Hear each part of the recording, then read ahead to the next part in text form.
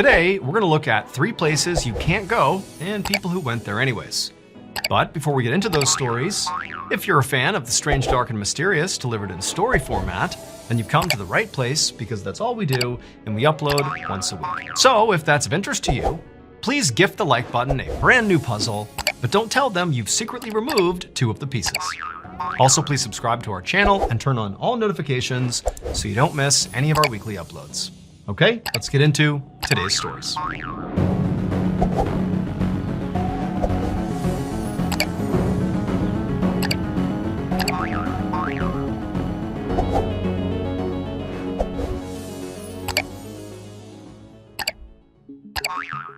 Just before midnight on August 20th, 2012, a 19-year-old college student named Rose Marr and her best friend, 19-year-old Elizabeth Nass, walked down Main Street in their hometown of Ellicott City, Maryland. It was their last night together before they each would head back to college in separate states. And so to cap off what had felt like a perfect summer, they decided to grab a few beers, despite being underage, and head on over to their favorite hangout spot, a train trestle that ran over Main Street. A train trestle is literally a bridge, but for trains. Now, to be clear, this train trestle was not like some secret daredevil hideout spot. Lots of people knew about it. Lots of kids in town, including Rose and Elizabeth, had been up here many, many times.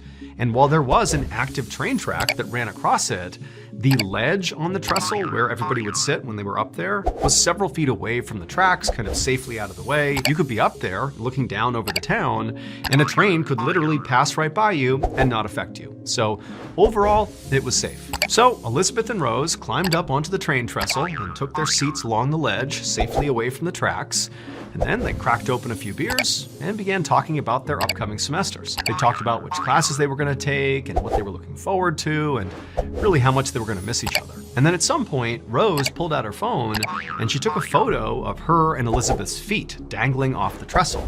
Basically, the photo captured their feet kind of hovering over Main Street. Then she posted that photo to Twitter, and then as soon as she hit post, she and Elizabeth heard this loud screeching sound coming from right behind them.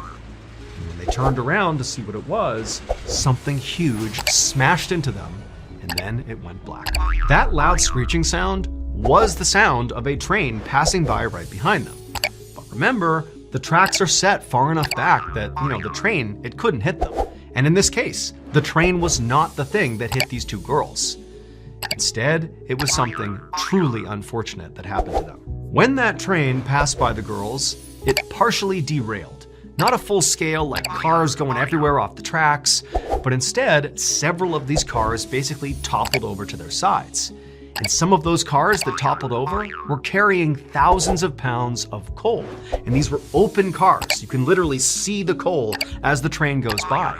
And so as the train's going by, those cars topple, all this coal comes out, and the coal smashed into Rose and Elizabeth and fully buried them. It was like they were under an avalanche, but not of snow, of coal. And so by the time the girls were pulled out of the coal, they were already dead. Rose and Elizabeth were the only 2 fatalities from this derailment. Their families would later sue the railroad company, alleging negligence, and each family would receive a settlement, though the exact amounts were never disclosed. Thank you to BetterHelp for sponsoring today's video. June is Men's Mental Health Awareness Month, and so in honor of that, I wanted to share a quick story about my own mental health. So back in 2017, I got out of the military after several years, and I really went through a sort of identity crisis. So much of who I was wrapped up in being a Navy SEAL, but now that I was out on the other side, it was like I didn't know who I was anymore, and I didn't even know what job to get or really what to do with my life. And it was sort of like this existential crisis that really sent me into a very dark and depressing spiral. But instead of seeking help or telling anybody about it, I began sort of lashing out at family and friends and just kind of being a downer everywhere I went. It wasn't until my family and friends, because they loved me, stepped in and said, "You really need to see someone," that I finally understood the impact I was having on other people and how bad things had gotten for me. And so I did go out and I spoke to a therapist. And at first, I admit, I wasn't sold that this was going to be a big solution for me. But pretty quickly, having that neutral third party to kind of bounce ideas off of and gain perspective from really changed my life. And it set me on a course to where I'm happy today. I still see a therapist, but it's therapy that got me to this place right now, this equilibrium I have reached. It's because of therapy. So if you're struggling right now, I would highly suggest thinking about therapy as an option. And a great starting point for therapy is BetterHelp. Primarily because it's entirely online. So it's very easy, it's accessible. All you have to do is fill out a quick survey online, and then within 2 days, they'll pair you up with a licensed therapist. And if for any reason you want to change your therapist, you can do that at any time at no additional cost. Click the link in the description below or go to betterhelp.com/MrBallen to get 10% off your first month of therapy. Again, that's betterhelp.com/MrBallen to get 10% off your first month of therapy. Okay, back to the stories.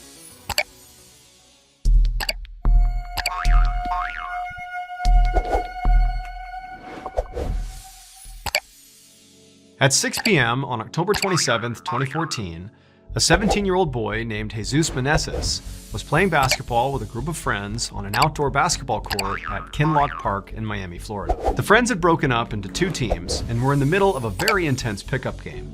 And the game was pretty close. Jesus' team was doing pretty well, but at some point when Jesus and his team had possession, one of his teammates just got frazzled by the defense and just took this crazy 3-point shot from way behind the line, and the ball just sailed right past the hoop, completely missed it, air ball, and it bounced and then went clean over this chain link fence on the edge of the park. And as soon as this happened, Jesus and all of his friends let out a collective groan because they knew basically anything that went over that fence was pretty much gone forever. But to Jesus' surprise, one of his friends turned to Jesus and was like, "Hey, why don't you just hop the fence and go get the ball?" Now, Jesus really did not want to do that. I mean, he had been coming to this park since he was like 1 year old with his family, and his mom and dad had always told him to never, ever climb that fence. Never. But now, Jesus' friend who had asked him to do this had kind of like turned it into a dare, and he's like, "No, really, come on, Jesus, like, go hop the fence and get the ball." And the other friends had kind of picked up on this, and they were kind of egging it on, being like, "Yeah, Jesus, go over there, get the ball." And so Jesus knew, like, this is not a good idea. I cannot go over that fence. But here I am, surrounded by all my peers, basically egging me on to go do it, and he didn't want to look weak or scared, and so he's thinking to himself, hey, what's the worst that could happen? And he's like, all right, I'll go get it. And so Jesus left the basketball court and walked over to this fence. And it was about 7 feet tall, and there was all this barbed wire across the top of it. And so as he's standing there looking at the fence, he turns back around, and his friends are all smiling, like, yeah, go get it. And so he's like, okay. And he begins climbing the fence. And he gets to the top, and he reaches the barbed wire, and he very carefully positions himself so he doesn't cut himself on the way over. And right after he's cleared the barbed wire, he kind of tumbles to the other side of the fence. He hits the ground, and he's kind of shaken up from hitting the ground pretty hard. But, he stands up, dusts himself off. He realizes he's okay, and he turns and looks through the fence now at his friends, and they're all cheering him on. And so now, Jesus is feeling really confident, and he kind of smiles at his friends like he's the hero now. And he turns, and sure enough, there's the basketball, just a few feet away. So he walks over, picks up the basketball, and chucks it over the fence back to his friends. And Jesus was about to climb over the fence and go rejoin his friends when he happened to look back in the direction of where his basketball had been, and he noticed there was another basketball that somebody else had lost over this fence. Except this basketball was on the other side of a second fence. Basically, once you climb this first fence, a couple of feet later, there is a second fence. These were the two fences that Jesus and everybody who ever came to this park were warned about. Never climb them. But Jesus has already climbed the first one, and he's got his basketball, and he's thinking, I can climb the second one too, and I can get that basketball, and then we'll have two. So if we ever lose another one, we have a backup. So without even telling his friends, Jesus walks over to the second fence, which is basically identical to the first fence, about 7 feet tall, a bunch of barbed wire at the top, and he carefully climbs to the top, and he kind of positions himself over the barbed wire, and then he drops down to the other side, except this time, when he hits the ground after clearing that second fence, something horrible happens. Within seconds of Jesus landing inside of that second fenced-in area, his friends back on the court saw what was going on and began totally panicking. They're screaming, they're running around, they don't know what to do. Eventually, one of them would call 911, and then minutes later, first responders show up and they find Jesus' friends. They're totally frantic. They're all pointing toward the fenced-in areas. And the first responders, they look and they know right away there's virtually nothing they can do to save Jesus. The reason these fences were totally off limits, the reason Jesus's family specifically warned him from when he was a young kid to never ever climb them, was because inside of the second fenced-in area was an electrical power grid. And there were signs all over these two fences warning people to stay back, that it was dangerous, no trespassing, like fatalities will occur if you go in here. But Jesus ignored the warnings, and he climbed the first fence, and he climbed the second fence. Except when he landed inside of that second fenced-in area, he landed on a live electrical wire. And the second he did, 500,000 volts of electricity coursed through his body. For reference, the average lightning bolt contains about 300,000 volts of electricity. So as soon as Jesus hit that wire, it was like the equivalent of 2 lightning bolts striking him at once, but not just one time, over and over and over again. And so unfortunately, Jesus died almost immediately.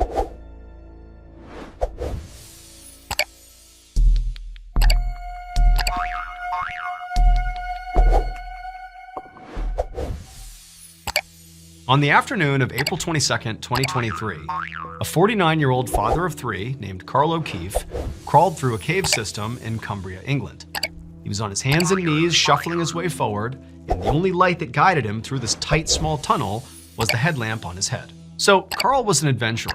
He loved things like rock climbing and exploring caves, but this particular cave he wasn't that familiar with. He'd only been here a couple other times, and he didn't have a map, so really he didn't actually know where he was going. But Carl wasn't remotely worried, because he knew this was easily the safest cave system he had ever explored. In fact, this place was so safe that often people showed up with their kids and let them run around freely with no fear they were going to get hurt. And so Carl has no worries here. And also he's thinking to himself, he's not very far into this particular tunnel. He can actually still hear the other people and their kids kind of right behind him. And so again, even though he doesn't really know where he is, he feels completely fine. And so Carl continued crawling through this tunnel, and eventually he reached this T intersection where he just had to choose between going right and left. And again, he's got no map. He doesn't really know where he's going. So he decides, okay, I'll just go right. And so he begins going down this tunnel, which closely resembled the tunnel he had just came from. But as he was crawling along, he started to feel like the walls around him were kind of shrinking, and it was getting harder and harder to push his body through this tunnel.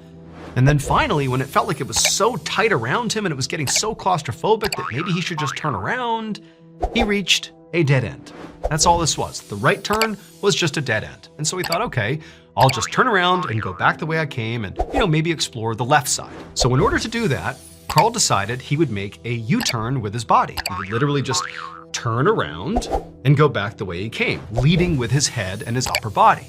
And so he's facing the dead end. He's on his hands and knees, and he begins doing this U-turn. And he kind of turns and gets his head and his shoulders and his upper half kind of folded around until they're looking back in the direction he was coming. But he was too physically big to get his lower half to complete the U-turn. And so he was effectively wedged in this U-shaped position. He couldn't do anything. He was just stuck. But Carl didn't panic, because he knows this is a safe place. This is not a big deal. Nobody gets hurt in these cave systems, and I just need to rethink how I go back the way I came.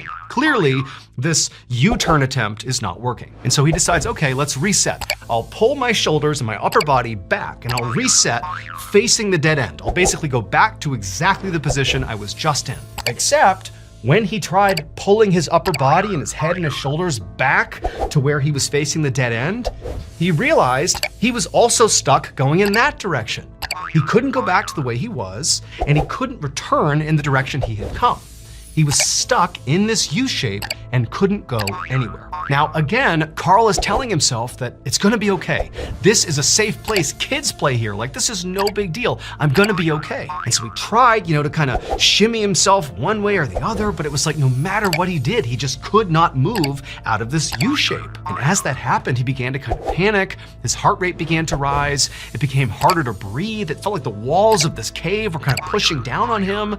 And before long, he was becoming overwhelmingly claustrophobic. It just just felt like the walls of this tunnel were crushing him, and he really began to panic, and he just started screaming out for help. Immediately, some of the staff who heard Carl yelling out made their way into this tunnel system and actually saw Carl. They could see him in this U-shape, totally wedged. And at first they couldn't understand what was even happening here. But when they tried to pull him out, they couldn't get him to move. I mean, he really was totally stuck here. And so sensing that this was a true emergency, the staff backed out and they called the fire department. And the fire department, they came out and they too could not get Carl out. He was stuck. And so pretty quickly, Carl realized all he could do here was just do his best to stay calm, because this position he was in was really restricting his breathing, not to mention, the tunnel itself is pressing down on him. And so he just tried to stay calm and kind of have measured breaths, and he kept thinking, the rescue team, they're right there. They're gonna get me out of here quickly, I know it. But much to Carl's shock, and to the shock of all the first responders, they didn't get Carl out quickly. Instead, it would take an agonizing 4 hours to finally free him. And during those 4 hours, Carl got weaker and weaker and weaker and more panicked. The instant Carl was out of the tunnel, he was rushed to the nearest hospital and admitted to the intensive care unit. And there, they would discover he had suffered all these extensive crush injuries from being in that position for so long. He had severe bone damage, organ damage, and nerve damage. I mean, he was in horrible shape. And despite heroic efforts by medical staff to try to save Carl, ultimately, he would die 8 days later from those injuries. And his death would become massive news, because it really seemed impossible that somebody could die in that cave system, because it was meant to be so safe. This cave system was not like an underground cave system where spelunkers go. No, this was a cave system for kids. It was a kids' play place. All the tunnels in the cave itself was made out of plastic, again, so kids could crawl and explore. But adults were told they too could go through those tunnels with their kids. And so Carl had gone to a birthday party for one of his kids' friends. He had brought his kids along, and being the devoted father that he was, he went right in there with his kids and was crawling all around and goofing around with the kids, until unfortunately, he got stuck. In case you haven't heard yet, our newest graphic novel, MrBallen Presents Where Nightmares Live, is available for pre-order right now. It contains another 9 heart-stopping, strange, dark, and mysterious stories, all based on real events. This was a passion project. It took a lot of time, a lot of people involved, from the artwork to the storytelling. I mean, this is a beautiful piece to add to your collection, so you gotta check it out. The book comes out on September 30th, but again, you can pre-order your copy at book.ballenstudios.com, or you can click the link in the description below. There are a limited number of hand-signed copies available, but those are gonna sell out very quickly. So please pre-order today, because remember, your nightmares are waiting. Thank you so much for watching. Let me know what you thought of today's episode in the comments. And remember, we have hundreds of videos for you to binge right now. But if you're looking for a recommendation from me of that one video that's worth your time, well, it's this one right here. So give it a watch. All right, until next time, see ya. Today, we're going to learn about a little boy in India who for a time seemed like he was the worst behaved kid on the planet. But the truth was, that little boy had a huge secret. And when his secret got out, it changed everything anyone thought they knew about this boy, and it prompted all these big-time college professors from major universities all around the world to personally fly to India to investigate this kid's claims, because the implications of what he was saying were massive. But before we get into that story, if you're a fan of the strange, dark, and mysterious delivered in story format, then you've come to the right place, because that's all we do, and we upload once a week. So, if that's of interest to you, please replace the like button's roll-on deodorant ball with a single clove of garlic. Also, please subscribe to our channel and turn on all notifications so you don't miss any of our weekly uploads. Okay, let's get into today's story.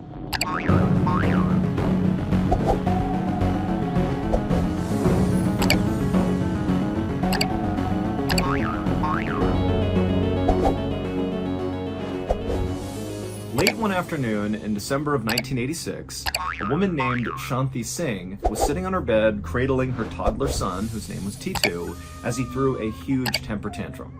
T2, who was 3 years old, had already been throwing this tantrum for about 30 minutes at this point, and it didn't seem like anything Shanti did was getting him to calm down. In fact, honestly, it just seemed like T2 was getting worse and worse by the second. And Shanti knew her son's constant wailing must be annoying her neighbors in the little rural village in northern India where they lived. But again, Shanti just felt like really there was nothing she could do. After all, this was not a typical toddler tantrum. T2 was not throwing this tantrum because he lost a toy or was fighting with his siblings or something.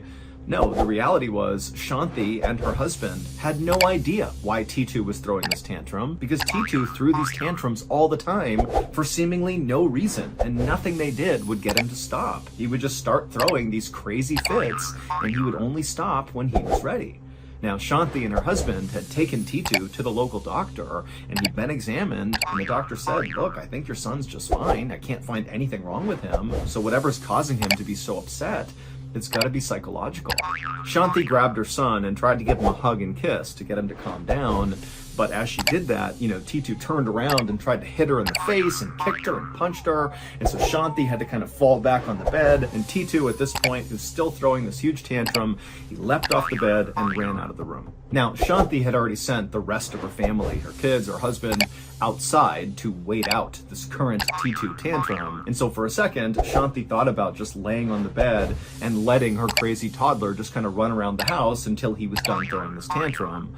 But as Shanti was laying there on the bed, practically crying from frustration, she heard a plate break in the kitchen. And so she jumped up and ran into the kitchen, and there was T2 looking down at the ground where there was a shattered plate on the ground. Clearly, T2 had smashed it on purpose. And so as furious as Shanti was, she suddenly realized that, nothing she could do was going to get this kid to stop. And so right now, the only thing she could do was just put him in a safe place where he couldn't hurt other people or himself or damage anything else. And so Shanti, trying to be as calm as possible, walked up to T2, who's still throwing this tantrum and swinging at her as she's coming near him.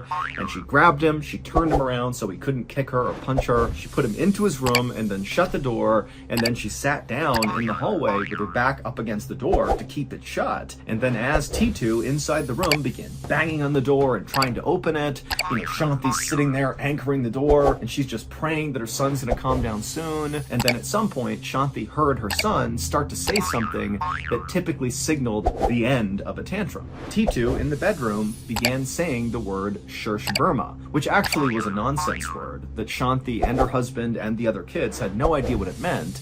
But, T2, at the end of his tantrums, he would always just start saying over and over again, Shursh Burma, Shursh Burma, Shursh Burma. And so Shanti, she's in the hall and she's hearing T2 start to do that. And so on the one hand, she's thinking, okay, this tantrum's about to end. But on the other, she's like, I have no idea what that word means. It's obviously connected in some way to what's going on with my son, but I have no idea what it means. It sounds like nonsense. And so Shanti began yelling through the door at T2 to explain what Shursh Burma meant, but T2 had no explanation. He just kept saying the word over and over again. Shursh Burma, Shursh Burma, Shursh Burma. Shanti and her husband had 5 other kids. T2 was the youngest, and T2 was not like any of his other siblings. The other siblings did not throw temper tantrums like this, not at all. And in fact, T2 had been a difficult child even before he was born. Towards the end of Shanti's pregnancy with T2, she'd become very, very sick, and in fact had to be hospitalized for the entire last trimester. And then as a newborn baby, T2 basically didn't sleep at all, and he cried constantly. And so Shanti and her husband initially thought, T2 must just be a very fussy baby. But in time, as he grew into more of a toddler, it was clear to Shanti and her husband that T2 was actually a different kind of kid. He seemed like a very unhappy and kind of angry kid who was permanently on the verge of crying or throwing a fit. But it wasn't until T2 began talking at around 2 years old that Shanti and her husband really started to become worried. Because the things T2 was saying as a 2-year-old were just not in keeping with what you would expect a 2-year-old to say. And I'm not talking about the nonsense word that T2 would use during his temper tantrums, Shursh Burma. Basically, T2 would say things that seemed to indicate that he genuinely hated everyone in his family.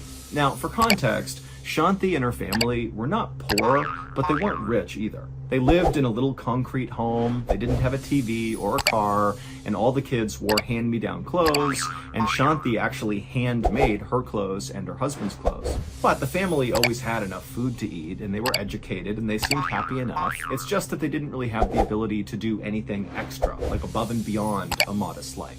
And T2 had never known anything different. This was his life from the day he was born. But when he learned to speak at around 2 years old, it was like all T2 wanted to talk about was how crappy of a lifestyle their family lived. For example, when T2's mom, Shanti, would put on one of her saris that happened to be ripped, a sari is a traditional garment in India, T2 would look at what she was wearing, and in toddler speak, he would tell her that she looked terrible and that it looked like she was just wearing rags. T2 would also walk around their house and he would point to spots in the house that looked dirty, and he would demand that somebody cleaned it up because he didn't want to live in a dirty house. And then whenever the family needed to go somewhere and they would walk there or take the bus there, T2 would complain the entire time that he wanted to be in a car, and why aren't we driving in a car? Like, why are we walking? Despite the fact that T2 basically had never used a car before. But perhaps the strangest aspect of T2's behavior was around the time he began talking and insulting his family, he also began talking about this very historic city called Agra, which was located about 8 miles away from where they lived. Agra was famous for being home to the Taj Mahal, which is considered to be one of the most beautiful buildings ever made. Agra also has a very busy downtown and lots of tourism, but T2 had never been to Agra, and there was no reason he would be drawn to Agra, like his family had no connection to that city. But starting around the time T2 began talking at 2 years old, he began asking to go to Agra several times a week. And when his parents would say, no, we're not going to go to Agra, T2 would throw a huge tantrum. And so not long after T2 had begun speaking and saying all these terrible things, Shanti and her husband decided that really all they could do was just wait and hope their son grew out of this terrible behavior. But T2 did not grow out of this. Shortly after his parents decided to just kind of wait it out, T2 would randomly attack another small child with a sugarcane, and he beat the kid so badly the kid was bleeding at the end of the attack. And then also another time, shortly after the sugarcane beating, T2 was at the store with his mother, and his mom was looking at this bracelet, which she couldn't afford. She was just looking at it through the glass, and T2 sensed his mom wanted the bracelet, and in an odd show of affection for his mother, he turned to the shopkeeper, this little tiny kid who's not even 3 years old yet, and he tells the shopkeeper that if he doesn't give this bracelet to his mother for free, that T2 will shoot and kill the shopkeeper. And so after this, Shanti and her husband just stopped taking T2 out in public at all. It was just too embarrassing.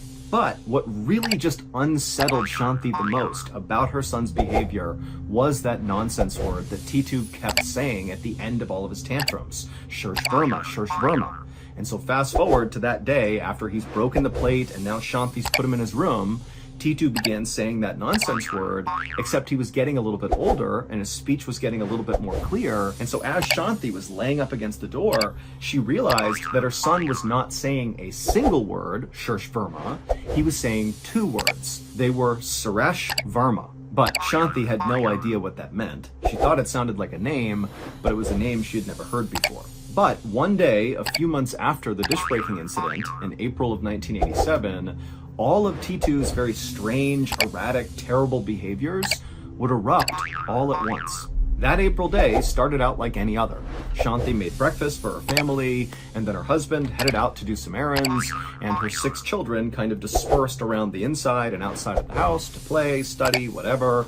But T2 was really grouchy, and so he stayed inside in the kitchen with Shanti. A little while later, Shanti's oldest son came into the kitchen and he asked his mother, hey, when will Dad get back from his trip to Agra? Shanti's husband had gone to Agra to run one of his chores, and Agra was the city that T2 was totally obsessed with.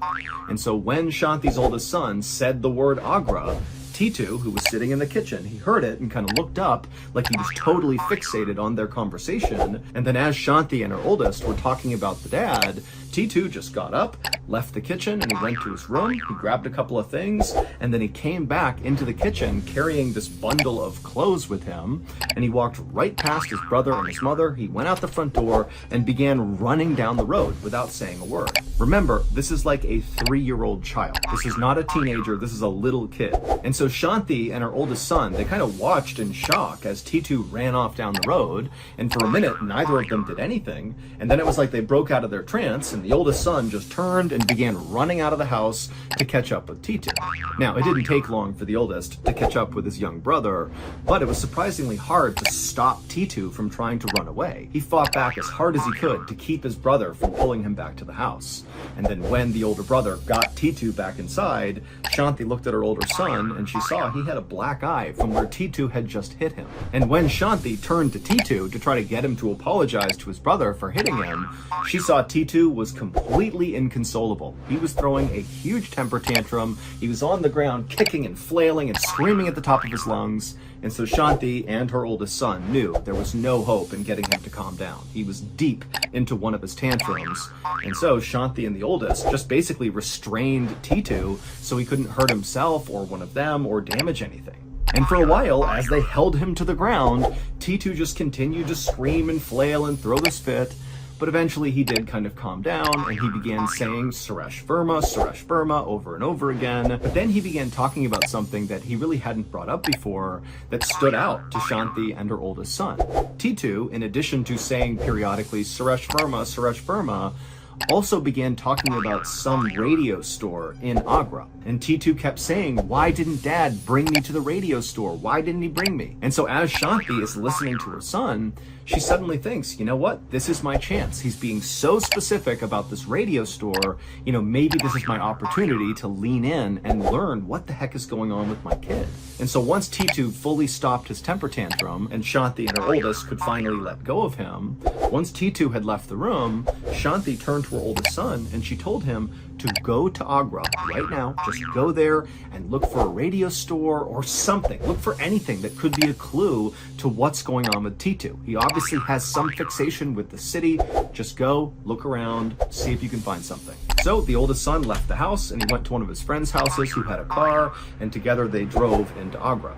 Now, Shanti had no idea if her oldest son's trip to Agra would produce anything useful, but she figured, you know, she's got nothing to lose. A few hours later, when Shanti's oldest son returned from Agra, he came into their home with a very serious look on his face. And right away, Shanti could tell, clearly, he's discovered something. And so Shanti asked her oldest son, you know, tell me, what did you learn? What happened in Agra? And the oldest son, you know, he looked down for a second, and then he looked back at his mom and he just said, tomorrow, we're gonna have visitors.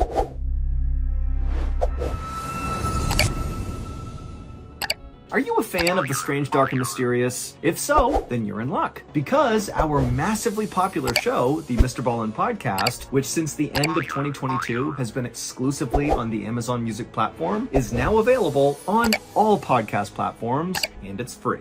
There are over 200 episodes in the back catalog of this show. And of those 200, at least half of them have never been told on YouTube. They are only available on the podcast. And you can find those exclusive episodes by looking for the words podcast exclusive in the individual episode title. So again, the highly popular MrBallen podcast is once again available on all podcast platforms, and it is free. To listen, just search for the MrBallen podcast on Amazon Music or wherever else you get your podcasts, and then give the show a follow and then start your binge. Oh, and also, if you are one of the amazing people who subscribe to Amazon Music to follow the MrBallen podcast when it went exclusive, don't give up your membership just yet, because there are still huge perks for listening to the show on Amazon Music. With your Prime membership, you can listen to new episodes of the MrBallen podcast 30 days early and ad-free on Amazon Music. But again, the show is now available on all podcast platforms, and it really is free. So, thank you so much. Have a nice binge.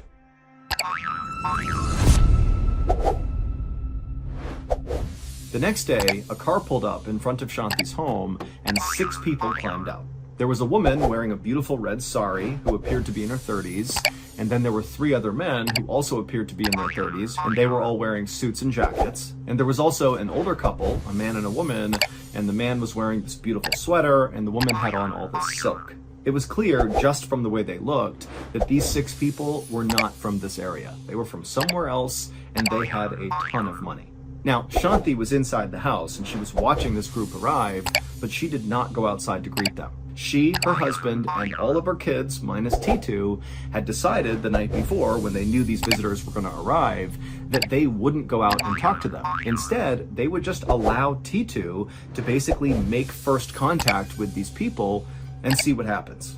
So when Shanti saw this group of 6 very well-off people were standing right outside of their gate, kind of waiting to be let in, she called for T2 and said, "Hey, go outside and open the gate for our guests." And so T2, who was not throwing a fit at this point, he came running through the house and he went to the door. He's not looked outside yet. He opens up the door and he runs outside, and he sees these 6 people on the other side of the gate. And suddenly Shanti heard T2 make a sound that he never made. It was like the sound of pure joy. He was so elated to see these 6 people. Shanti couldn't believe it. For a second, Shanti closed her eyes and almost started crying, because she knew, even before T2 had made that joyous sound when he saw these people, they were about to solve the mystery of what was going on with her son. Just then, Shanti heard T2 from outside yelling for Shanti and the rest of his family to come outside and meet his other family.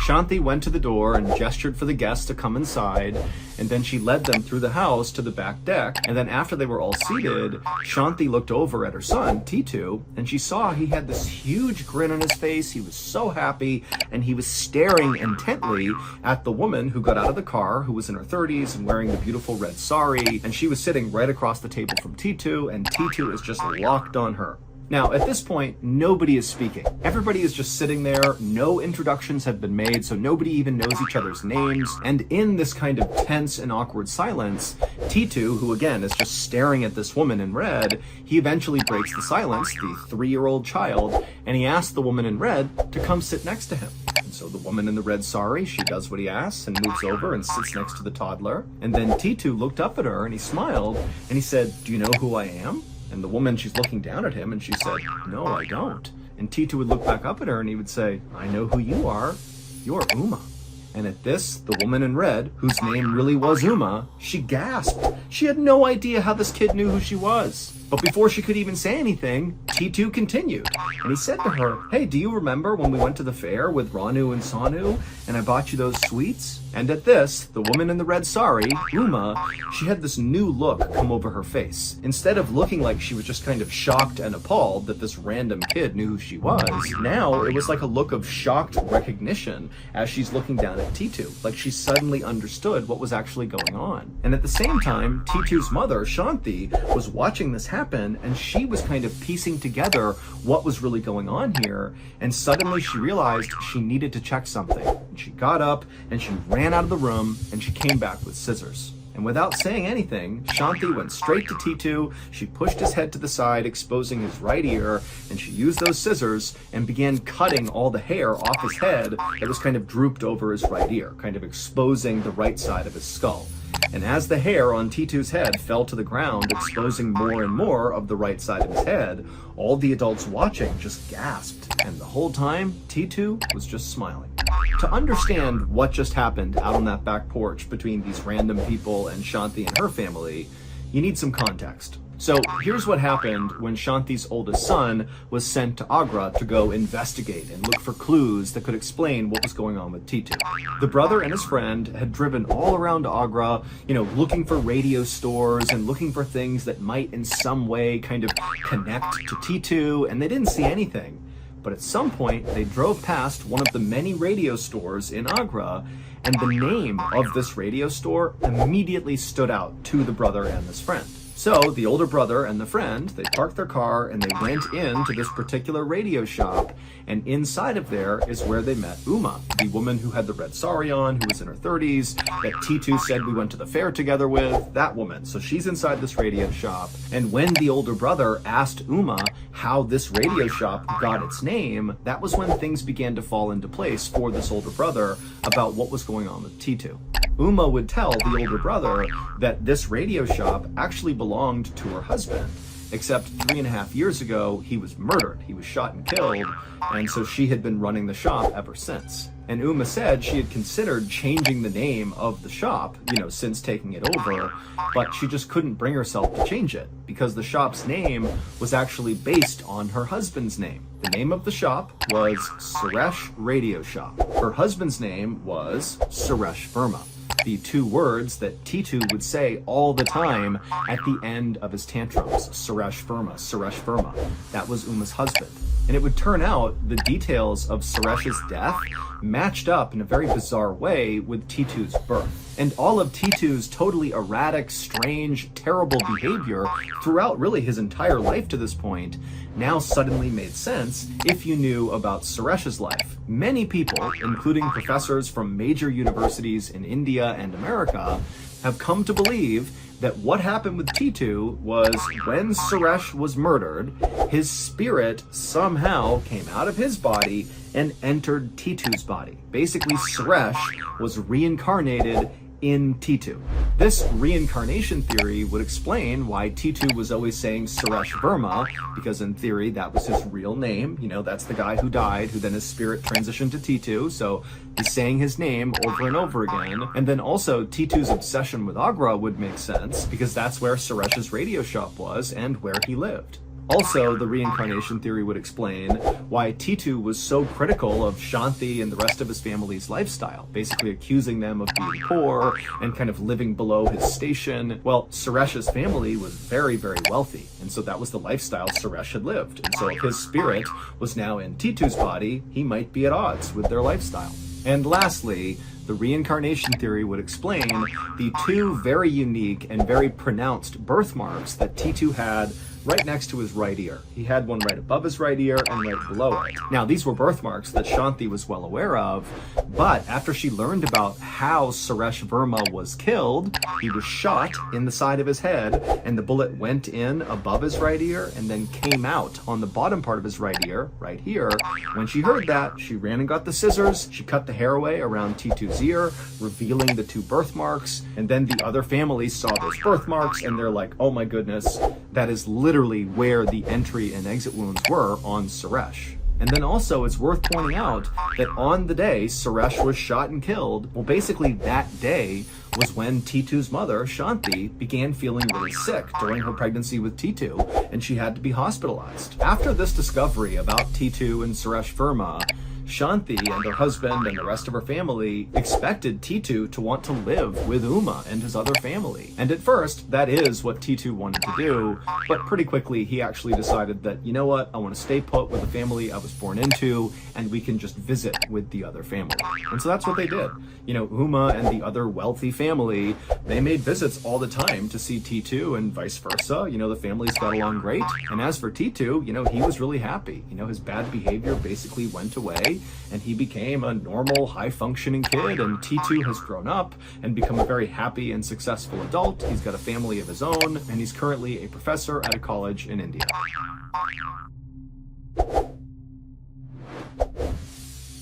In the very early morning hours of December 26, 1980, Airman Steve Longaro was on a foot patrol at the Royal Air Force Base near Rendlesham Forest in the UK. And as Longaro walked along, suddenly this alarm sounded across the base. And based on the sound of this alarm, Longaro knew this was not a drill, and so instinctively he turned and began sprinting towards his assigned firing position right along the perimeter of the base. And as Longaro ran towards his position, he looked around him and he saw hundreds of other soldiers doing the exact same thing.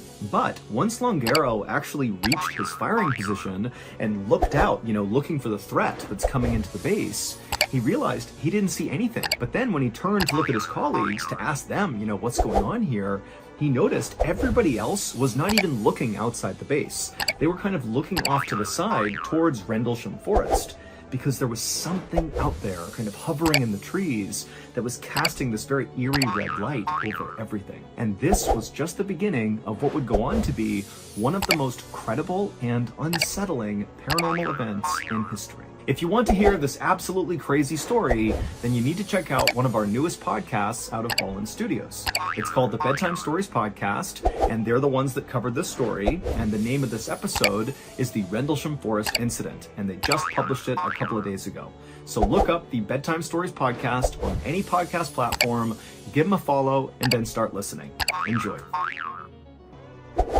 So that's going to do it. If you enjoyed today's story, be sure to check out our podcast called the MrBallen Podcast, where we have hundreds more stories, a lot like this one. You can listen to the MrBallen Podcast on Amazon Music or wherever you get your podcasts. Enjoy. Wait, don't go anywhere. If you're looking for more strange, dark, and mysterious videos, click here. In the fall of 2004, an undercover police officer in Texas was standing in line inside of a fast food restaurant when he turned around to scan the room. Now, he acted like he was just kind of nonchalantly looking around, kind of people watching, the way people do when they're waiting in lines, but he really wasn't doing that. In reality, what he was doing was taking a quick glimpse of two people eating by the window inside of this restaurant that he had been following all day that day. But when he took this quick glimpse of these two people, he noticed something totally bizarre that he had not caught earlier in the day. And as soon as he saw it, the hairs on the back of his neck stood up, and almost unconsciously he reached down and put his hand on his concealed gun underneath his shirt, and then he tapped his partner, who was also undercover, right next to him, and then the two of them walked straight over to the two people.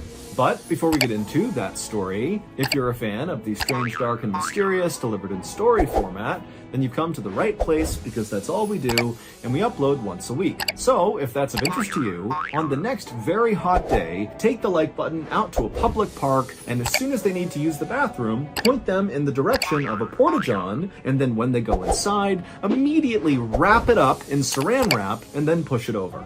Also, please subscribe to our channel and turn on all notifications so you don't miss any of our weekly uploads. Okay, let's get into today's story.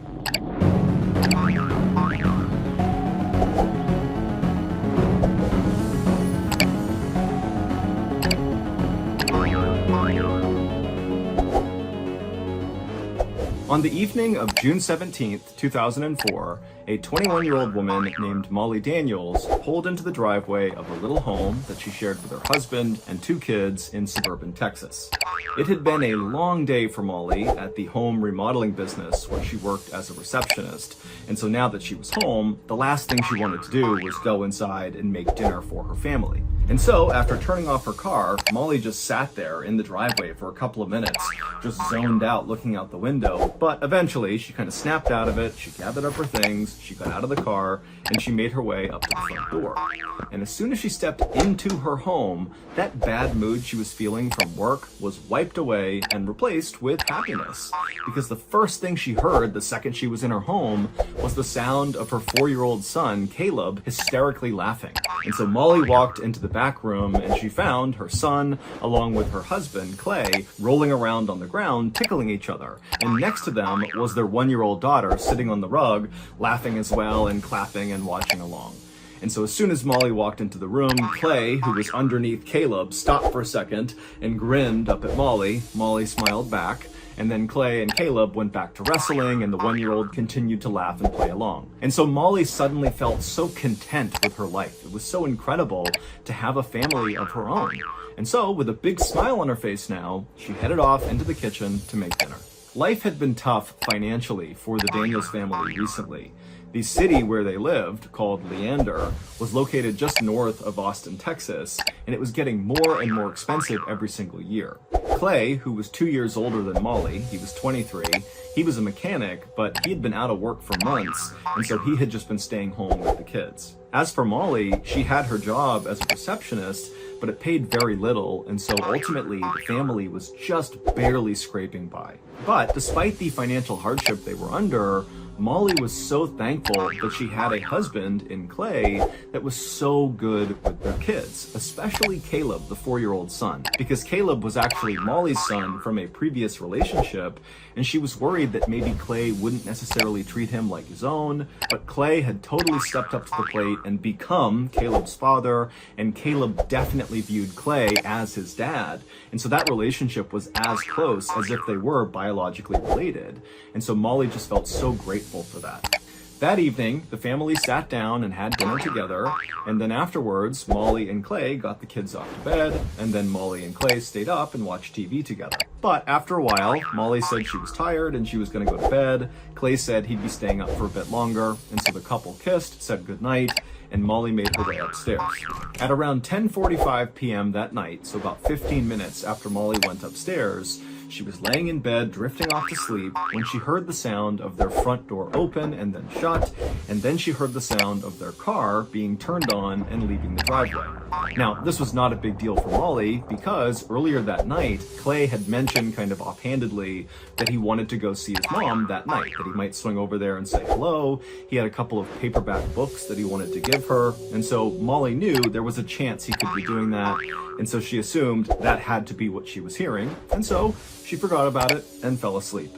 The next morning, when Molly woke up at 6 a.m., she rolled over and she saw Clay was not in bed with her. Now, she wasn't immediately alarmed by this because it wasn't unusual for Clay to get up really early.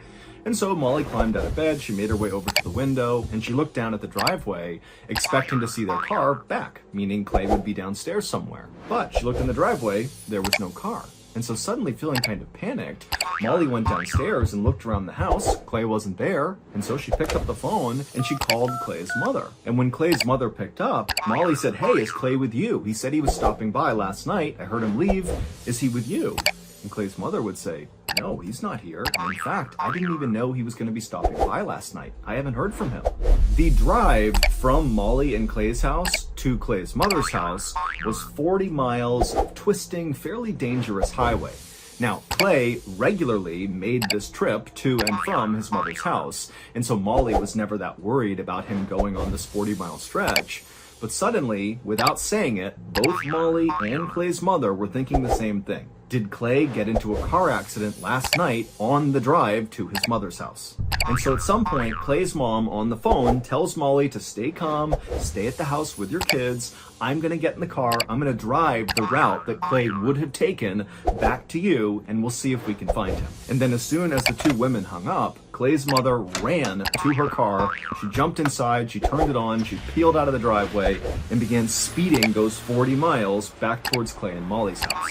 And she had only gotten about halfway along this trip when up ahead she saw all these flashing blue and white lights. She saw crime scene tape across the whole road. This was a section of the highway that was heavily forested on either side, and she could see traffic was backed up very far on the other end and as well on her side. And so of course Clay's mother is thinking, this is my son, he's been in an accident right here. And so she pulls over to the side of the road, she throws it in park, she gets out and runs to the nearest police officer and begins frantically asking him, "What's happened here? What's happened?" And as she's talking to the officer, she notices behind him there's all this smoke coming up from the forest. There's a fire down in the forest. And so she's craning her neck to look down and see what it is. And the officer tried to stop her, but finally she pushed past him and she looked and she saw there was a car on fire that clearly had flown off the road. And so in a total panic, she begins asking the officer, "Do you know who it is? Is it my son? Is it Clay?" The officer told her to please calm down. "We have no idea whose car this is. We're trying to figure it out. The fire department hasn't even put the fire out yet. We don't know enough to tell you anything." But at this point, Clay's mother could not wait any longer for answers. And so she turned around, she ran back to her car, she hopped in it, and she made her way around this big police barricade and sped the rest of the way to Clay and Molly's house. And there, she picked up Molly, she drove her back, and when they got there, both women are totally hysterical, but they run right up to the police tape, and they look down in the direction of where this fire had been, which now had been put out. There was just smoke coming off of this car frame that had been totally burned out. And immediately, when Molly looked down there, she recognized the car. Or I should say, she recognized the shape of the car, because the fire had totally eviscerated the car. But Molly, she was seeing the frame was about the right size, and she was seeing that strewn around this burned out car were all these paperback books that had been burned up partially in this fire. And she knew that Clay had likely been on his way to his mother's house with all these paperback books inside of the vehicle. And so she knew this had to be Clay. And at the same time that Molly is having this horrible realization, the fire department down below was able to actually get into the burned out vehicle. They opened up the door and they found right away there was a body in the driver's seat. And so between the size of the body, all the paperback books that Molly said, that would be something Clay would have, along with several other personal effects that were found inside of the car, like Clay's prized Harley-Davidson pin that he always wore in his hat, it was obvious that this was Clay. When word spread about Clay's death, Molly's neighbors and friends in Leander jumped into action. People loved Molly in Leander. She was this very sweet, very kind woman who was a little bit socially awkward, but they had found ever since she had married Clay, she had really found some more confidence and just seemed happier. And so it was totally devastating to see Clay be pulled from her life like that. And so very quickly, the community in Leander raised $1,000 and they gave it to Molly and her kids. And then also neighbors began dropping off food and stocking their fridge with groceries. And even though Molly couldn't even eat, she was so grief-stricken from the loss of Clay, she still very much appreciated the effort that people were making to comfort her. But as the community rallied around Molly and her kids to get them through this difficult time, the police were starting to ask some questions about how exactly this crash that had killed Clay actually happened. Because there were some oddities about the scene of the accident. The biggest being, there were no skid marks on the road, which meant Clay had not hit the brakes before swerving off the road and crashing down in the trees below. And secondly, they didn't really understand how the fire that had started after this crash had gotten so incredibly hot that it basically had completely melted away every part of the vehicle save for the frame. And also Clay's body had been totally destroyed. I mean, the authorities had seen fires after car accidents, but nothing like this. This looked very unique. And so investigators started to wonder if they were really dealing with a car accident, or if this was a murder. And on June 22nd, just 4 days after Clay was found, investigators would learn from the crime lab that their suspicions had been correct.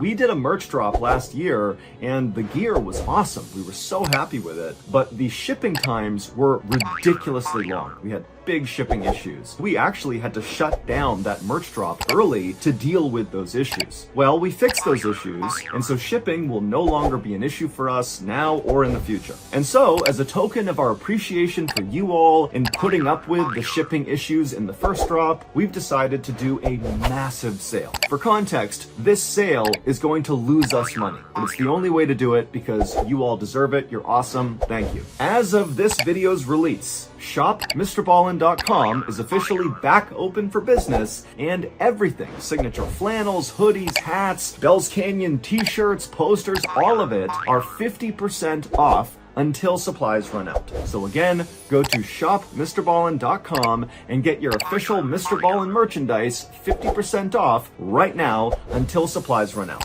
Thank you.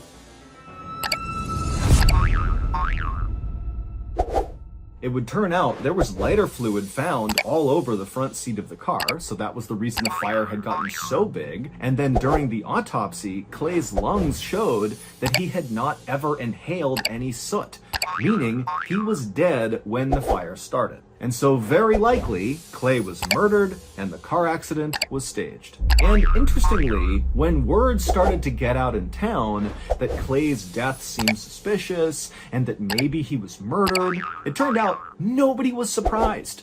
Because even though Molly adored Clay and thought he was a great father, most other people in Leander hated him. He was known around town to be this totally short-tempered guy who would just pick fights with people out of the blue. In fact, at Clay's own funeral, his literal best friend stood up to eulogize him, and during this, he said, "I think honestly, the world is a better place without Clay." And so investigators began looking into Clay's background to see if they could find connections with people that might have a grudge or some reason to be mad at Clay who might want to do him harm. And very quickly, investigators found something. Just 10 days before Clay was found, he had pleaded guilty to sexually assaulting a 7-year-old girl. But the sentence he received was incredibly light. He was given 30 days in jail, which he had not served yet, and probation. Now, the father of the victim, the 7-year-old girl, was absolutely furious about Clay's light sentence. And in fact, just a couple of days before Clay died, the father threatened to kill Clay. So investigators quickly tracked down this father, and they brought him in for questioning, but very quickly this father made it clear to police that yes, he hated Clay, yes, he had threatened to kill Clay, but no, he had nothing to do with what happened to Clay. And the father had an alibi to back that up. And so, after confirming his alibi, the police somewhat reluctantly allowed the father to leave, even though to a lot of them, he just really seemed like the slam dunk primary suspect, but he couldn't have been. And so with him out of the picture, the police were kind of back to the drawing board. And so they decided they would actually go talk to Molly and see if maybe she could shed some light on who else might have wanted to hurt Clay. Now, in their previous conversations with Molly, police found her to be incredibly polite and also at the same time very, very upset about the death of her husband. But this time, when investigators showed up at Molly's house and she brought them into her kitchen where they sat down to talk, it was like the police got a totally different Molly. And it happened as soon as they asked her, hey, who do you think could have hurt your husband? It was like Molly suddenly became impatient. She didn't have time for these questions. And finally, she just said, you know what? I think Clay was depressed because he had that prison sentence that was coming up that he didn't want to serve. And so probably he just killed himself. I think that's what happened. And so now I need you guys to leave. And so the officers didn't make a fuss. They didn't fight Molly on this. They just got up, they left. But once they were back out in their car, they looked at each other and they both agreed that Molly's behavior was very suspicious, and it made them think, maybe she actually knows more about what happened to Clay and she's kind of trying to cover it up and make the police go away. And over the next couple of weeks, as police began investigating Molly, they discovered quite a bit of evidence that made them even more suspicious of her. For one thing, there was Clay's $110,000 life insurance policy that Molly was entitled to, and Molly had apparently been calling the insurance company nearly non-stop every day, trying to get them to wire that payment as soon as possible. And Molly apparently was telling people in town how excited she was about getting that money. Also, police learned, after talking to Molly's neighbors, that Molly was starting to date again already, just 3 weeks after her husband has died.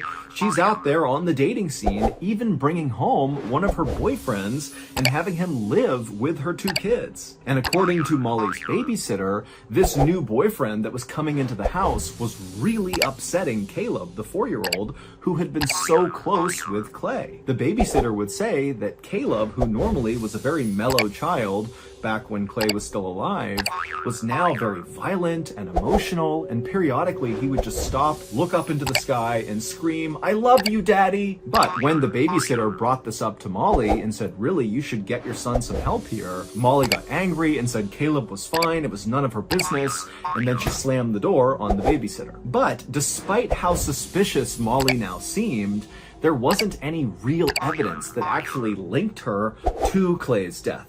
And so finally, in the fall of 2004, so several months after Clay's death, and still the police have not figured out who killed him or how he died and how he wound up in this inferno by the side of the road, they decided to kind of reinvigorate this investigation into Molly. They really wanted to find evidence that she was involved in Clay's death. And so they decided to put a surveillance team on Molly 24/7. And at first, the undercover police would report that Molly's behavior was incredibly routine. She basically did the same things every single day. She got up, she got the kids out the door, she went to work. Afterwards, she picked her kids up from the babysitter, she went home, she fed her kids, and then they all went to bed, and they did it all again the next day. The only deviation from her schedule was periodically she would go out after work to run some errands, like go to the grocery store. But then on December 3rd, so 6 months after Clay was found, Molly would finally break her routine. On that day, Molly, on her way home from work, made a pit stop in this parking lot near several local stores. So she parked her car, she got out, but then instead of walking into one of these stores to run an errand or something, she walked to a dark-colored Mustang that was parked in the parking lot as well, and a guy was driving it. This guy the cop didn't recognize, with dark hair. Molly walked up to him and began talking to this guy through the window, and then at some point Molly began very suspiciously looking over her shoulder like she was trying to see if anyone was watching her, and then she walked around and climbed into the Mustang with this guy. She shut the door, and then the two of them drove off together. And so the undercover police officer followed after them, and eventually the Mustang containing Molly and this guy pulled into the parking lot of a Taco Bell, a fast food restaurant. And so they stopped, they got out, and the undercover officer watched as the two of them casually walked inside of the Taco Bell. They ordered some food, and they sat down by the window to eat. And so by this point, the undercover officer, he's not seen anything incriminating happening here, but what he's seeing is such a break from her routine that it just seemed really suspicious, and he wanted to go inside and have a look. And so he called for backup from another undercover officer who was part of the surveillance team. He came into the parking lot, and then the two of them, these two officers who are wearing plain civilian clothes, they both got out of their unmarked vehicles, and they casually walked into the Taco Bell, and they got in line to order food. And as they were standing in line, one of the undercover officers casually turned around in line and very nonchalantly scanned the room, like he was looking at nothing in particular. But in reality, what he was doing was taking a quick glimpse at Molly and this guy she was with. And when the officer took this quick glimpse, he noticed something very strange about the guy that Molly was sitting with. Something that the officer hadn't seen before, but now that he was up close, he could see it. And as soon as he saw this strange thing, the officer tapped on his partner's shoulder like, all right, we're doing something here. The officer reached down, put his hand on his concealed gun underneath his shirt, and then he walked across the restaurant, not even pretending to be undercover at this point. He's basically giving away that he's a cop. He strode right over to their table, and when he stopped in front of them, Molly and the guy she was with both looked up at him in surprise, and the officer just stared down at the guy. Not at Molly, just at the guy. The strange thing the officer had caught when he looked over at the guy was that he recognized him. This was someone he knew personally from being in law enforcement in the area. This guy was Clay Daniels, Molly's supposedly dead husband. He had just clearly dyed his blonde hair black. It would turn out Molly and Clay had staged his death in order to keep him from having to serve that prison sentence for the sexual assault charge, and so they could collect on the $110,000 life insurance policy. The body that was found inside of the burned out car was obviously not Clay's. It was the body of an 81-year-old woman who Clay had dug up from some isolated cemetery, thrown inside of his vehicle, and then pushed his vehicle off the road and lit on fire with lighter fluid. And so that was why there was no skid marks up on the road, because again, this was not a car accident, it was staged. And so after Clay and Molly staged Clay's death, it actually worked. People really believed that Clay had died. They were questioning how he died, but nobody really thought it wasn't Clay. And so their plan was working. But after 3 weeks of being apart, with Clay kind of hanging out by himself away from the town, Clay and Molly just couldn't stand to be apart any longer. And so Clay dyed his blonde hair black. That was the only thing he did to disguise his identity. And then he just moved back into the home with Molly and the kids. And so that was the new boyfriend that neighbors were seeing Molly with. She was not actually going out on new dates. She was just back with Clay. And Clay's stepson, Caleb, the 4-year-old, he immediately recognized that his father was back, even though he had black hair. But Molly and Clay had convinced the little boy that Clay was not really Clay. Instead, this was the new boyfriend, Jake. This is very likely why Caleb had begun acting out. He was old enough to understand that something wasn't right, but not old enough to understand that his parents were lying to him. It's unclear why Molly and Clay, who lived together shamelessly, decided to have this weird rendezvous in the parking lot inside of Clay's Mustang and then go to Taco Bell and eat together. But regardless, it was this secret meetup that ultimately led to them getting caught. Molly and Clay were both charged with insurance fraud, and they both pled guilty. Molly was sentenced to 20 years in prison, and Clay was sentenced to 30 years in prison, plus 20 more years for probation violations. Molly has since been paroled, while Clay is still in jail. So that's going to do it. If you got something out of today's episode, be sure to check out our podcast called the MrBallen Podcast, where we have hundreds more stories just like this one, except many of them are only available on the podcast. Again, it's called the MrBallen Podcast, and it's available exclusively on Amazon Music. Today, I'm going to share 3 little-known, ridiculous backstories of 3 very famous people. And the last one has a very satisfying ending. But before we get into today's stories, if you're a fan of the strange, dark, and mysterious delivered in story format, then you come to the right place because that's all we do, and we upload 2 or 3 times every week. So if that's of interest to you, please replace the like button's Shroot Bucks with Stanley Nichols. Also, please subscribe to our channel and turn on all notifications so you don't miss any of our weekly uploads. All right, let's get into today's stories.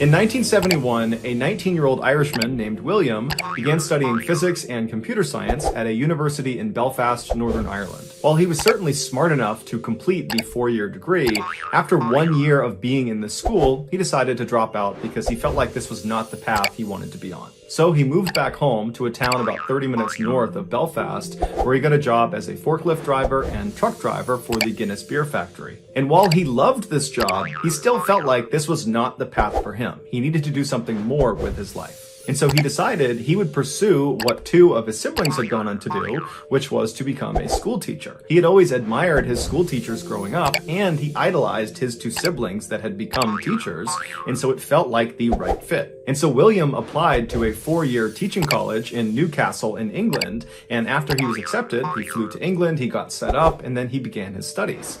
The first year was great. He loved what he was doing, he did feel like this is the right fit, and he was getting good grades, everything was going exactly to plan. But then year 2 happened and everything went off the rails. A requirement to graduate from this 4-year teaching college was all the aspiring teachers starting in their 2nd year had to go teach real students real lessons. They basically had to go to high schools and elementary schools and fill in for the real teacher and give a real lesson. And they were scored on their ability to do that. But all the aspiring teachers knew that when you gave these real lessons to real students, what really ended up happening was the students did not take the aspiring teachers seriously. They viewed them as kind of like substitute teachers, and so they didn't respect them and they didn't listen to them. And so typically these real teaching sessions just turned into the aspiring teachers desperately trying to calm down their pupils long enough to get them to listen to their lesson plan for just 1 second.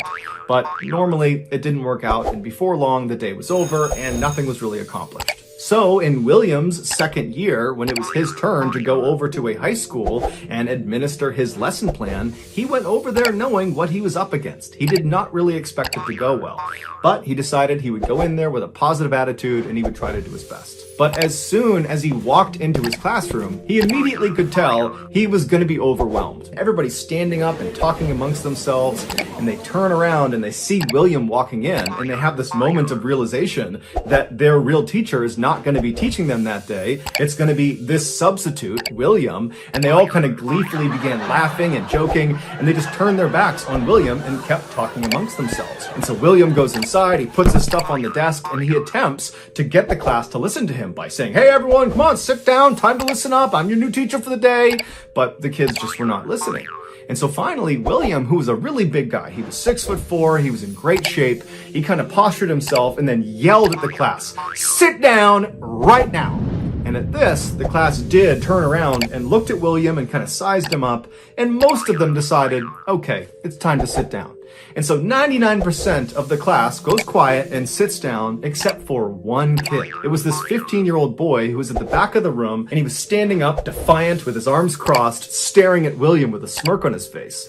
And all around him, all his cronies were sitting down looking up at him, laughing and kind of looking up at William and laughing at him, knowing that a confrontation was about to ensue. And so William is staring at this kid, trying to get him to just sit without saying anything, and this kid is just mean mugging him with his arms crossed and nothing's happening. And so William walks right up to him and kind of leans over his shoulder and says, "You need to go out in the hallway right now. I will meet you out there." And then William turned around and started walking back towards the front of the room, expecting this to have worked, that this 15-year-old kid would have just followed right along and he'd walk right out to the hallway and that would be that. But when he turned back around again, the 15-year-old kid had not moved. He was still standing in the back of the classroom, arms crossed, staring up at William, basically saying, "Make me." And at this, William lost his mind. He was so mad and so frustrated at how unbelievably disrespectful this kid was being, and really the whole class was being to him, that he just kind of lost it. And he ran up to this kid in the back of the room and he gets right up in his face. And remember, William is 6'4". He's a big guy. And he gets right in the kid's face and he's like, "Get out in the hall right now." And this kid doesn't flinch. Instead, he reaches into his pocket and pulls out a knife and he holds it right up against William. And William, without any hesitation, just winds up and blasts this kid across the side of the head, sending him flying over a kid sitting at a desk. He goes flying over this kid and crumples into the corner. And then when he stands up, he drops the knife and puts his hands up and he's like, okay, I'll go out in the hall. And William's like, go out in the hall right now. And so the kid ran out of the classroom and goes out into the hall, and the whole class is totally silent. No one even wants to look up at William. They're all kind of just looking down at their desk, trying to be as quiet as possible. And William walks back to the front of the class and proceeds to teach the rest of the lesson. As soon as the high school learned that this aspiring teacher, William, had basically knocked out one of their students, even though it seemed like it might have been a little bit deserved, they immediately told the teacher's college, and the teacher's college immediately expelled William. And so now William is suddenly jobless and he's kind of lost again in the world. He doesn't know what he wants to do now because he really had committed to being a teacher. And so he goes back to his home in Northern Ireland and he begins thinking about, what is he going to do next? And he keeps having this thought that he should pursue this thing that he's always been interested in, but he had never taken seriously because it felt so risky. But now that basically everything in his life had fallen apart, he had nothing to lose. So he decided, what the heck, I will do the thing that I've always wanted to do. And that was stage acting. And so he went and auditioned with a local theater company in Belfast. He was accepted into the theater troupe. And then 4 years later, he was discovered performing on stage by a Hollywood filmmaker. And they cast him in a movie. And the rest, as they say, is history. William Neeson, better known as Liam Neeson, would go on to star in dozens of huge movies and TV shows. And he's probably best known for his epic role in the movie Taken, where he is this CIA operative with a particular set of skills, and in this movie he punches a lot of people in the face, just like when he was a teacher. In 1963, when Tim Dick was just 10 years old, he went over to his friend's house and he snuck a bottle of whiskey from one of their shelves. He pulled it out and he poured himself a full glass to the brim with whiskey, and then he downed it in one huge gulp. Tim had grown up idolizing cowboys on TV, and every time he watched them, they would come galloping into some town, they would go into the saloon, and they would sit at the bar just throwing back shots of whiskey. And so Tim always assumed whiskey must be this totally amazing, refreshing drink for these guys to be drinking it out in the heat of the desert. But unfortunately for Tim, after he slugged this huge glass of whiskey, it was not refreshing. It tasted like gasoline, and his chest felt like it was on fire. But instead of being turned off by alcohol and waiting until he was older and of age to try it again, Tim instead thought, you know what? The next time I have whiskey, I just need to water it down a little bit. And so for the next year, Tim continued to periodically sneak whiskey out of his friends' cabinets, and he would drink this watered down whiskey. And then, when he turned 11 years old, his father, who he was very close with, died tragically in a car accident. And Tim really didn't have a good way to cope with the grief of losing his father, and so he turned to drinking even more than he already was. And before long, Tim was like this young kid who basically was an alcoholic. But he hid it extremely well. He graduated high school, he graduated college, and really nobody knew he was drinking as much as he was. But after he graduated college and he was living on his own in Michigan, there was no structure in place or person in place to stop Tim from going overboard with his substance abuse. And so not only did his drinking get completely out of control, but he began using and selling drugs, namely cocaine. In 1978, when Tim was 25 years old, he and his drug dealer dealing partner were scheduled to take part in the biggest drug deal of their careers. They would be selling about 1.5 pounds of cocaine to a guy named Michael Pfeiffer, and he'd be buying it for $42,000, which, when you adjust that for inflation, would be like buying it for $175,000 in 2021. Tim and his partner were very excited about all this money they were going to make, but they were equally worried about the transaction. A lot can go wrong. And so Tim decided, in order to mitigate their nerves and kind of make this a safer drug deal,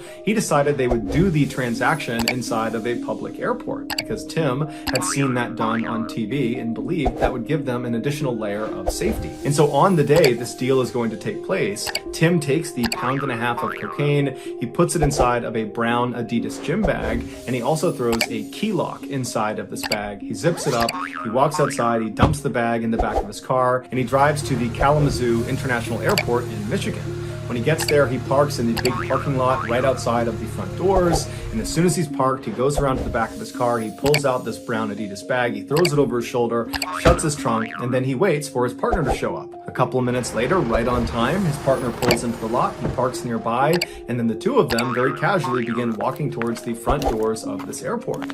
They walk up the steps, they go in the front doors, and as soon as they're inside, they're looking around, and they find Michael Pfeiffer. He's standing up against the wall right in the area he had said he would be. And so without making any sort of contact with Michael, Tim and his partner turn the corner and they go into a nearby locker room. Once they're inside, Tim pulls the lock out of the brown bag, and then he puts the bag with the drugs in it inside of a locker. He shuts it and then uses the lock he just pulled out to lock the locker. And then he and his partner leave the locker room.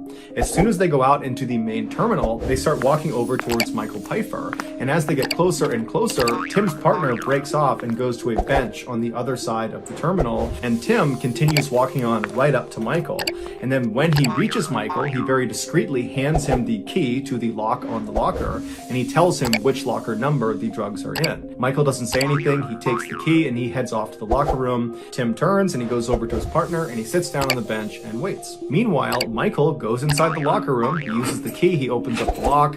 He opens the locker up. He checks to make sure the drugs are still there. They are. As soon as that's confirmed, he takes the bag, he throws it over his shoulder, and he walks back out to the main terminal to meet up with Tim and his partner. Tim and his partner are sitting on the bench. They see Michael coming out of the locker room, and they're expecting Michael to walk over and basically hand them a bag full of $42,000. But instead, Michael walks up to them and draws a gun and points it at them and says, "I'm a police officer. You're under arrest." It would turn out this was a sting operation. Michael Pfeiffer, the undercover police officer, had been following around Tim and his partner for months. In Michigan at the time, if you were caught trying to sell 650 grams or more of cocaine, there was an automatic penalty of a life sentence. And Tim and his partner had just been arrested trying to sell more than 650 grams of cocaine. And so, facing a life sentence, Tim took a deal that gave him a lesser sentence in exchange for information about other drug dealers. And so Tim would ultimately serve 2 years and 4 months in a federal penitentiary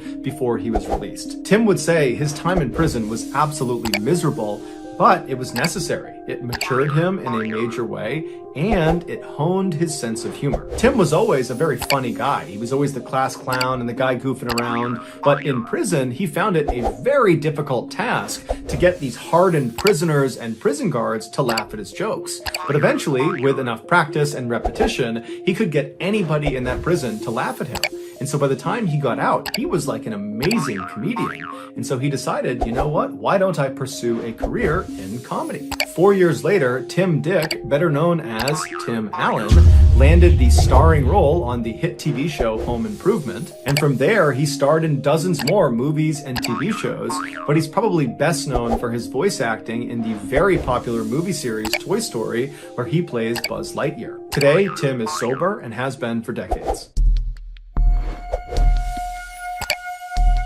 In 1964, during his final semester of college in Wisconsin, a 21-year-old man named Harry decided to take an acting class. He believed it would be an easy A, and he'd always been pretty shy, and so he figured this class might be able to help him get over that. But this class wound up having a much larger impact on Harry's life than he ever could have imagined. Not only did he meet his future wife in this class, but he also realized he loved acting, something he never thought he would like, and he decided after college that that was the thing he was going to pursue. And so after he graduates later that year, he and his girlfriend get married, and then they fly out to Hollywood, California, where Harry auditions for Columbia Pictures' New Talent Program, which is basically this program that's designed to help new actors and actresses get parts in Hollywood because it's so hard to do that. And so he's accepted into this program, he signs a contract with them that pays him almost nothing, and right away they start shopping him around for different parts in TV shows and movies, but nobody is interested in Harry. Nobody. The only roles he was getting were incredibly minor and usually non-speaking, and so it was really not advancing his career. Then in 1966, so 2 years after he and his wife had arrived in Hollywood, Harry received what seemed like his first big break.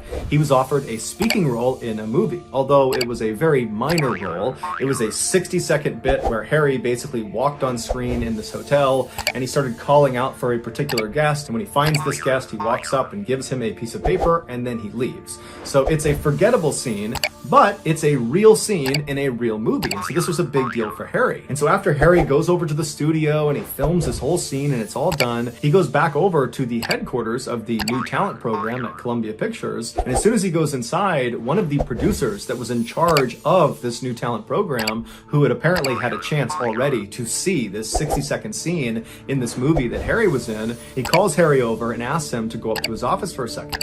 So the pair go up to his office, they both sit down, and the guy looks at him and says, "Look, I just gotta shoot you straight here. You're not gonna make it in Hollywood. You're not gonna be a movie star." When Tony Curtis was told to carry groceries across this room in one of his first movies, everybody knew right away as he's carrying those groceries that that guy, he's going to be a movie star. You could see it in the scene, even though all he was doing was carrying groceries. And when you did your scene as the bellhop walking around the hotel, I just didn't see it. You don't have the X factor. You're not going to be a movie star. For reference, Tony Curtis, the guy this producer was referencing, was a huge movie star in the 1950s and 1960s. And so Harry, after getting this horrible comment made about him, he pauses for a second, and then he leans across the table and looks at this producer and squints his eyes and says, "You know, if Tony was such a good actor, shouldn't we have believed he was just a grocery delivery boy, not a movie star?" And at this totally smart aleck remark, the producer fired Harry on the spot. Harry would go on to sign a similar New Talent Program deal with Universal Studios, but again, he could not get a real part to save his life.